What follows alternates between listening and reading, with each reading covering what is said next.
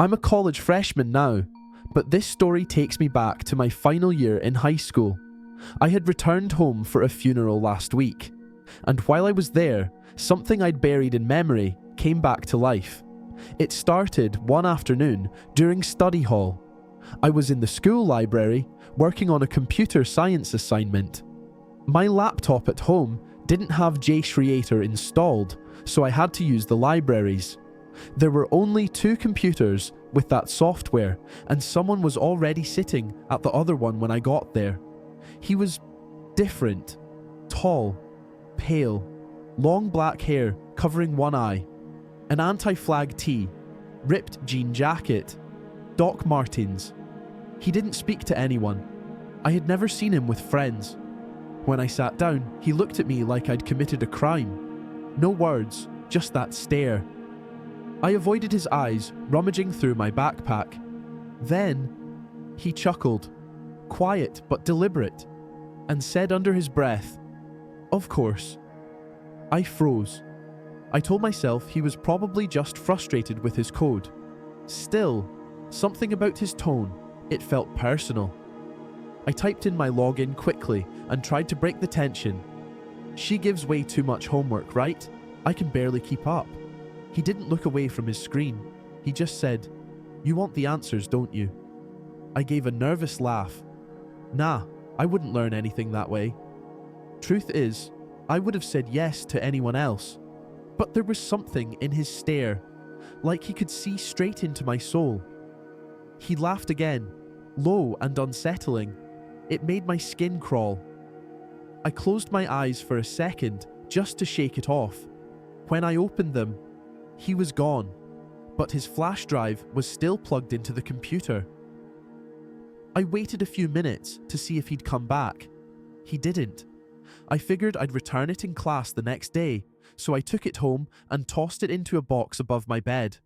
The flash drive itself was kind of cool, like a mini Swiss Army knife with a USB in the center. The weird part, he never came back. Not that day, not the next. Not ever. He was known for being absent a lot, so no one thought much of it at first. But then May came around. We were all preparing for graduation, and he was still gone. I had forgotten all about the flash drive until last week when I came home for the funeral. I needed one to transfer a PowerPoint and remembered the boys' old drive. I scanned it with antivirus. It was clean. I was going to delete everything and use it. But curiosity got the better of me. The first folder was labeled Computer Science. Inside were the answers to every assignment, all of them. Maybe he meant to give it to me. Maybe he knew he wasn't coming back. Next was a folder labeled Music. There were only 3 songs: Running on Empty, Jackson Browne White Rabbit, Jefferson Airplane, Helter Skelter, The Beatles. Then I saw it. An untitled folder. Inside, a P literature, mostly essays and junk, but one file stood out, the best.doc. It was 10 pages filled, completely, with his full name, handwritten, repeated hundreds of times. Creeped out, I kept looking. Then I found the pictures. Photos of the emergency exit plans posted on every classroom door. A lit cigarette in the boys' bathroom. Coins on the floor with a yellow post-it note next to them that said, "Chump change." And then, there was one of me, reading a book in English class. The thing is, he didn't even take that class. The final file was named Rest in Peace 2. It was blank. I don't know if it was some elaborate joke, or if he left the flash drive behind on purpose. Maybe he never came back, because he wanted me to see it.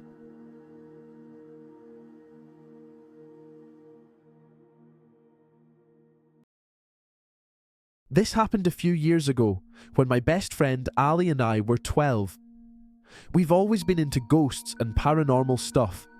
We used to pretend every house we entered was haunted. We even made our own ghost hunting show, using an old flip phone as our recorder.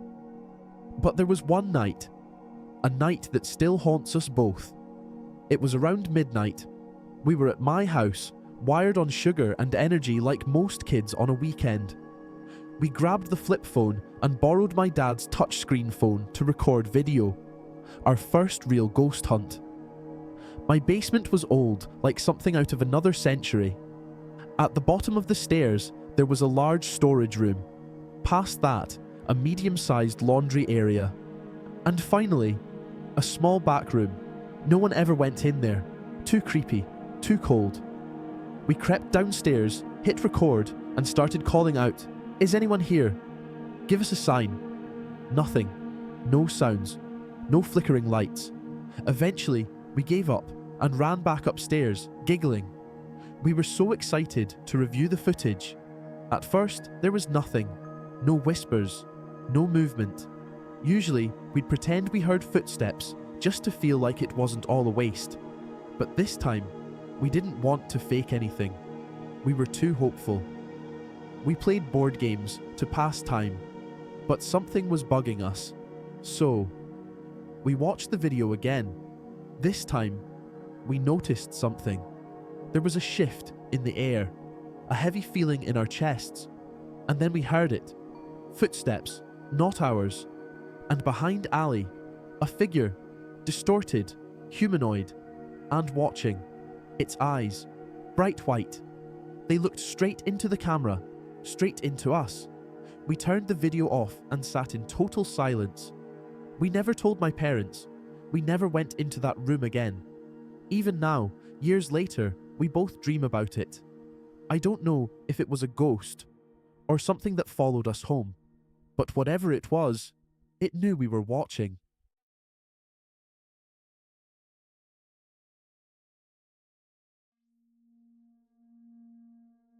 I was 19 when it first happened.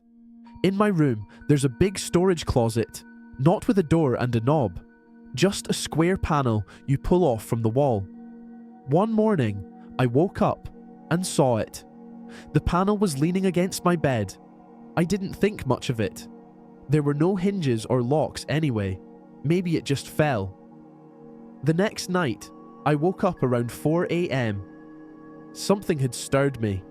I sat up and saw it again.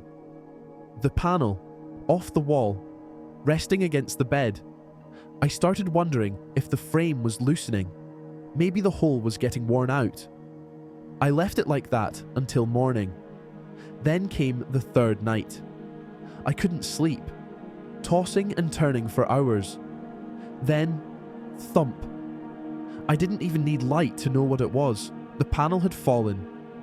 Again, I was done. I decided, fine, let it stay open. But then, a sound. The soft rustle of a plastic bag from inside the closet. There was no wind, no draft, nothing should have moved. I turned on the light and I saw him. Someone was inside, staring at me. In that split second, he tried to pull back into the shadows, as if I hadn't already seen him. I couldn't move. I couldn't even scream at first. Then finally, "Dad!" My dad rushed in. I pointed to the closet. He crawled inside, but found nothing. He told me I must have imagined it. I wanted to believe that too. But I didn't sleep in my room that night. I curled up on the floor in my parents' bedroom. But just before sleep could take me, I heard it. My bedroom door opened. Then the sound of footsteps.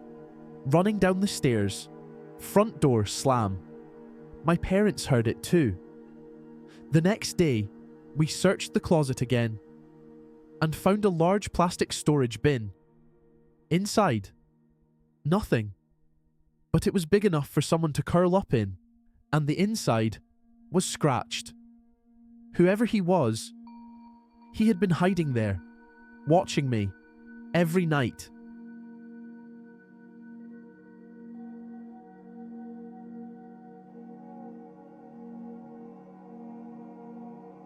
Halloween, 2014. I was a senior in high school. My name's Max, and I grew up in Findlay, Ohio.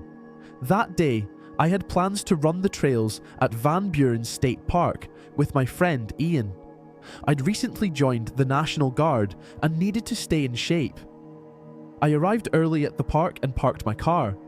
That's when I saw him. Old silver car, bald man, sitting completely still in the driver's seat. But his eyes locked onto me, wide open, expressionless, like he was hungry. He nodded once, a stiff, slow movement. I nodded back, awkwardly, but he kept staring, unblinking. I couldn't take it. I drove away, but when I checked my rearview mirror, he was following me. I sped off to the high school parking lot and lost him. Then I got a text from Ian. "I'm here." I hesitated, but drove back. Ian's car was there. So was the silver car, and the man, still staring. I motioned for Ian to follow me to another lot deeper in the park. We parked, got out, and started heading toward the trail entrance. That's when we saw it. The silver car. It was circling the lot, looking for us. From our position on the hill, we could see him, but he couldn't see us. We waited, then climbed back up. He was gone. Still, I picked up a rock before we ran, just in case. I don't know what his plan was, but the park has a reputation, and that stare, that wasn't someone looking to say hello. Now I've graduated. I'm in the Guard, and I go to Bowling Green State University. But when I visit home, sometimes I still drive through that park, just to see what's lurking. Knife in my pocket, eyes on the trees. And if I ever see that silver car again, I'm not staying long enough to find out what he wants.